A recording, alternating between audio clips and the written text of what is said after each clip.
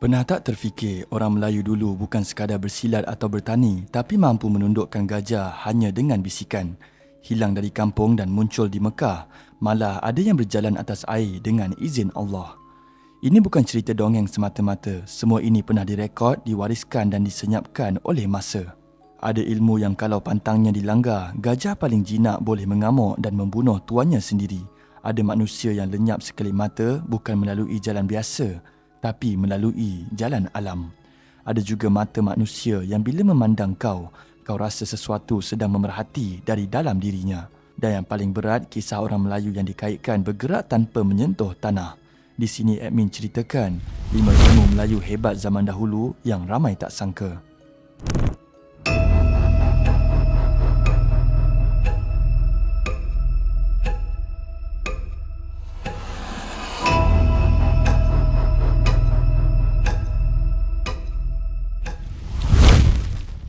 Nombor 5. Mantra Gajah, ilmu larangan dari rimba. Pernah tak anda dengar orang Melayu dulu tak perlu rantai besi untuk tundukkan gajah? Cukup dengan bisikan, mantra dan ilmu yang diwarisi turun-temurun. Kisah ini bermula sekitar tahun 1906 dalam satu jurnal lama yang diterbitkan oleh Royal Asiatic Society. Seorang pegawai British bernama William G. Maxwell mencatat sesuatu yang membuat orang barat terdiam. Katanya orang Melayu boleh bercakap dengan gajah. Bukan sekadar jinakkan, tapi tenangkan, arahkan, malah rawat gajah yang sedang mengamuk. Menurut catatan Maxwell, ada lebih 80 jenis mantra gajah diamalkan orang Melayu. Semuanya direkodkan dalam sebuah manuskrip lama yang digeruni dan dikagumi penjajah, iaitu Kitab Mantra Gajah. Ilmu ini merangkumi segalanya, menangkap gajah, menenangkan gajah yang panik, menggunakan gajah untuk membuka laluan hutan, ladang, malah medan perang. Ada mantra menggunakan akar kiambang, dibakar jadi abu, dicampur minyak lalu disapu ke dahi dan kaki gajah, dan gajah yang mengamuk tiba-tiba boleh tunduk dan diam. Ada juga ramuan peria dan labu yang dicampur garam kapur, digunakan untuk merawat belalai gajah yang meradang. Tapi orang tua-tua pesan, ilmu ini bukan sekadar petua, ia datang dengan pantang. Dan jika dilanggar, gajah yang paling jinak boleh jadi mimpi ngeri, paling menakutkan di rimba. Ilmu ini wujud dan direkod. Persoalannya sekarang, ke mana hilangnya ilmu bisikan ini? Nombor 4. Ilmu halimunan dan lipat bumi. Pernah tak anda terfikir bagaimana orang Melayu zaman dahulu hilang tanpa jejak dan muncul di tempat lain? Ada yang tiba-tiba boleh muncul di Mekah atau tempat-tempat jauh lain. Ilmu lipat bumi, macam mana awak boleh duduk sini? Suddenly awak ada kat Mekah. Uish, ada ilmu macam ni. Ilmu halimunan itu macam ada Israel nak ambil manuskrip kita untuk kontak. Apa saja ilmu dalam tu perlu berguru. Ada yang tiba-tiba boleh muncul di Mekah atau tempat-tempat yang jauh. Menurut video Sembang Ohye, dalam manuskrip Melayu lama ada dicatat ilmu-ilmu yang hari ini kita anggap mustahil. Ilmu lipat bumi, ilmu halimunan, ilmu yang membuat manusia seakan menyatu dengan alam. Menurut catatan manuskrip wali-wali dan guru-guru lama, ilmu ini bukan untuk diamalkan sesuka hati. Malah, guru-guru hari ini sendiri menegaskan, kami tak sarankan ini ilmu kewalian zaman dahulu. Tapi ia tetap direkodkan. Dalam manuskrip itu tertulis cara mengalih hujan, cara menahan ribut petir, malah cara menempa keris menggunakan tulang siamang. Ada juga ilmu yang lebih gelap, iaitu ilmu pukau. Ilmu-ilmu ini bukan dipelajari sehari dua. Ia menuntut berguru bertahun-tahun, penuh pantang larang dan salah niat, salah langkah akibatnya boleh memakan diri. Bayangkan zaman dahulu tiada Google Maps, tiada kompas digital. Orang Melayu membaca arah angin, kedudukan matahari, gerak bintang dan alam. Alam itu sendiri jadi penunjuk jalan. Dan yang paling meremangkan, ilmu lipat bumi. Dikatakan seseorang boleh berniat dan hilang dari Malaysia lalu muncul di tanah suci Mekah. Orang kampung hanya nampak satu perkara, dia ada, kemudian dia lenyap. Bila ditanya, gurunya hanya berkata perlahan, dia berjalan melalui alam, bukan jalan manusia. Namun perlu diingat, bukan semua ilmu ini dipaksikan ayat Al-Quran. Sebelum Islam tiba, tanah Melayu pernah melalui zaman animisme dan kepercayaan alam. Di Patani, Thailand Selatan, dikatakan terdapat lebih 44,000 manuskrip Melayu. Sebahagiannya sudah rosak, sebahagiannya hilang dan sebahagiannya entah ke mana.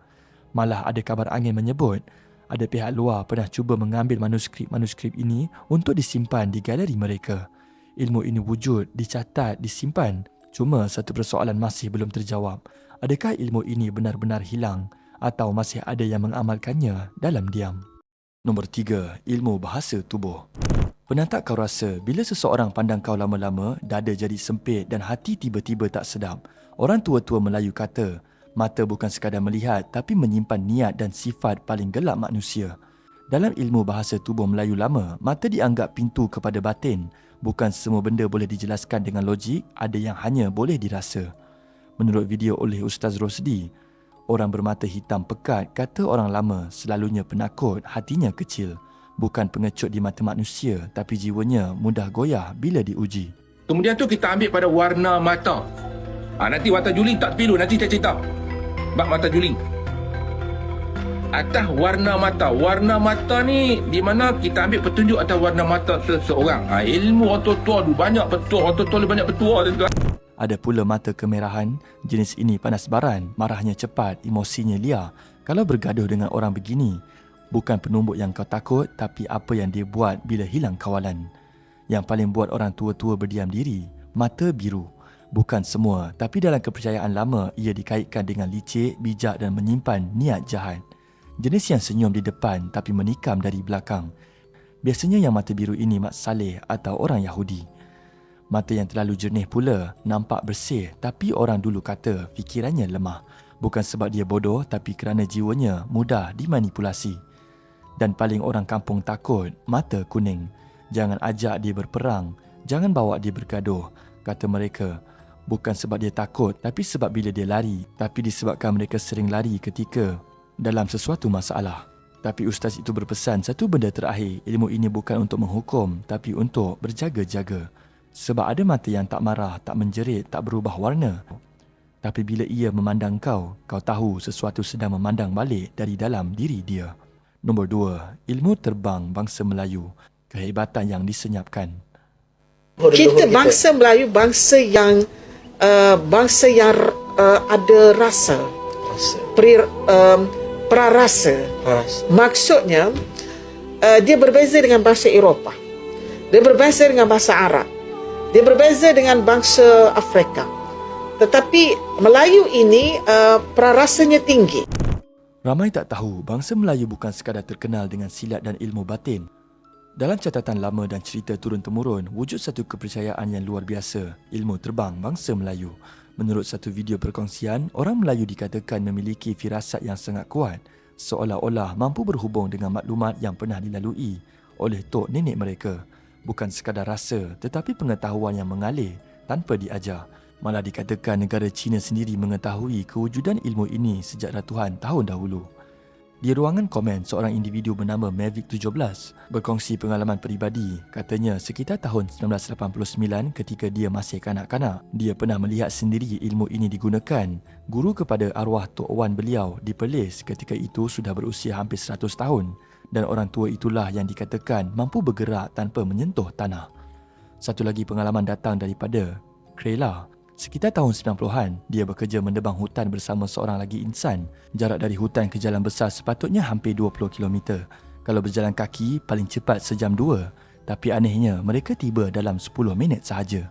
Tapi dia dilarang untuk tanya apa-apa. Dan di sinilah kisah ini jadi lebih berat. Menurut satu lagi kajian sejarah, kehebatan orang Melayu sebenarnya sudah direkodkan sejak abad kedua dan memuncak kepada abad ke-6 dan ke-7 ketika zaman dinasti Tang. Orang Melayu ketika itu dikenali sebagai orang Kunun. Mereka berulang-alik antara kepulauan Melayu dan China. Ada yang menetap di Guangdong, ada yang menjadi pengawal peribadi pembesar istana. Malah ada juga yang dijadikan hamba istana, bukan kerana lemah tetapi kerana kekuatan luar biasa yang mereka miliki. Kehebatan ini begitu mengagumkan sehingga mengilhamkan pengukir logam dan penulis sastera Cina. Salah satu karya terkenal menceritakan tentang pendekar Melayu bernama Mole, seorang pendekar Kunlun yang boleh terbang, kebal, mahir ilmu gaib dan memiliki kekuatan yang berbeza secara spiritual berbanding bangsa lain. Persoalannya sekarang, kalau ilmu ini benar-benar wujud, ke mana ia menghilang? Atau sebenarnya ia masih ada, cuma tidak lagi ditunjukkan kepada dunia? Nombor 1. Ilmu Melayu berjalan atas air, bukan dongeng tapi warisan. Ramai anggap kisah orang Melayu berjalan atas air sekadar cerita orang lama.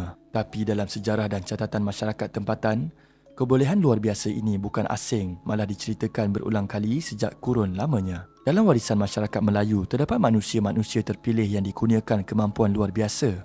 Antaranya berjalan di atas air, bergerak ke tempat jauh dalam masa singkat, malah berada di beberapa lokasi pada satu masa.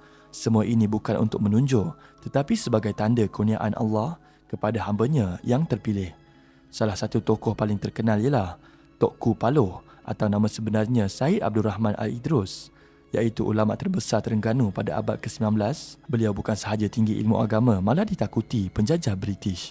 Dalam satu kisah terkenal, apabila British mahu menjadikan Bukit Besar sebagai markas, Tokku Paloh menyindir mereka.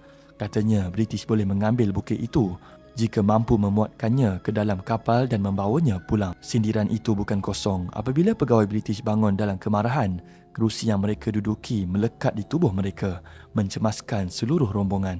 Lebih mengejutkan, ketika Tokku Paloh dijemput naik ke kapal perang British, setiap kali beliau menyelaraskan serbannya, kapal besar itu turut sengit seolah-olah menuruti gerakannya. Akhirnya rundingan dibatalkan kerana ketakutan. Selain itu, Kelantan juga memiliki tokoh besar seperti Tok Kenali. Beliau dikenali memiliki firasat luar biasa dan kebolehan menyeberangi sungai tanpa perahu atau jambatan, seolah-olah berjalan di atas air dengan izin Allah. Murid-muridnya juga menceritakan bagaimana Tok Kenali mampu sampai ke sesuatu tempat dalam masa yang singkat, walaupun hanya berjalan kaki. Orang yang berkebolehan berjalan di atas air. Wahai bangsa-bangsa Melayu, bangsa Tok sendiri, ingat, kalau ada di antara kita cuba nak naikkan martabat orang Melayu, bagi sokongan, jangan membuka ruang kepada orang bukan Melayu, sama-sama menghina dia. Kalau bukan Melayu nak bela bangsa Melayu, siapa lagi nak bela bangsa Melayu? Ni isu tentang orang lama dulu, orang Melayu dulu boleh terbang. Apa jangan gelak. Yang ni ada ilmu dalam bangsa Melayu ni, ada ilmu dia. Namun ulama menegaskan kebolehan seperti ini bukan sihir dan bukan tahyul. Ia tergolong dalam keramat atau maunah, iaitu pertolongan Allah kepada hamba-Nya yang soleh. Menurut video Tok Yan Jebat, dia mempunyai bukti hidup dan saksi orang yang boleh terapung atas air. Ilmu ini memang ada dalam bangsa kita, dibawa oleh ulama-ulama dahulu, namun hanya tidak didedahkan, sebab itu ramai tak tahu. Terdapat juga video viral di TikTok di mana seseorang telah berjalan di atas air dan di ruangan komen ada yang mengatakan bahawa orang ini pasti wali Allah. Terbukti jalan atas air hanyalah para wali sahaja. Kesimpulannya, ilmu Melayu berjalan atas air bukan cerita dongeng. Ia adalah sebahagian daripada sejarah spiritual orang Melayu yang berlaku dengan izin Allah, sebagai peringatan bahawa kekuatan sebenar manusia bukan pada tubuh, tetapi pada iman dan ketaatan. Ada yang kita dengar malam ini bukan sekadar cerita lama atau mitos orang terdahulu. Ia direkod, ia diwariskan dan suatu ketika dahulu ia benar-benar diamalkan. Ilmu-ilmu ini tidak hilang kerana palsu, tetapi mungkin disenyapkan kerana terlalu berbahaya atau terlalu berat untuk manusia biasa memikulnya. Persoalannya sekarang, kalau ilmu ini benar-benar pernah wujud dalam bangsa kita, adakah ia patut dibangkitkan semula atau dibiarkan kekal terkubur bersama masa?